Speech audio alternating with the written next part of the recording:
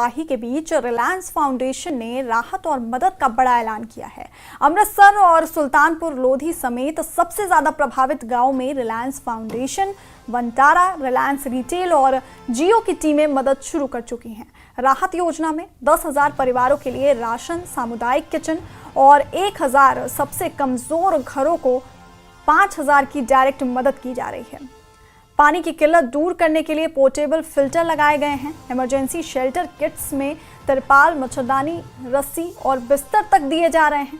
बीमारी फैलने से रोकने के लिए जागरूकता कैंप और पानी के सोर्स को डिसइंफेक्ट किया जा रहा है। वहीं मवेशियों के लिए दवाइयां, वैक्सीन और 3,000 साइलेज बंडल बांटे जा रहे हैं। वनटारा की 50 मेंबर्स की स्पेशल टीम जख्मी जानवरों का इलाज कर रही है और मृत जानवरों के लिए सम्मानजनक अंतिम संस्कार भी कर रही है। वहीं इस बारे में अनंत अंबानी ने कहा कि पंजाब के दुख में वो उनके साथ खड़े हैं और मिलकर इस मुश्किल से निकलेंगे।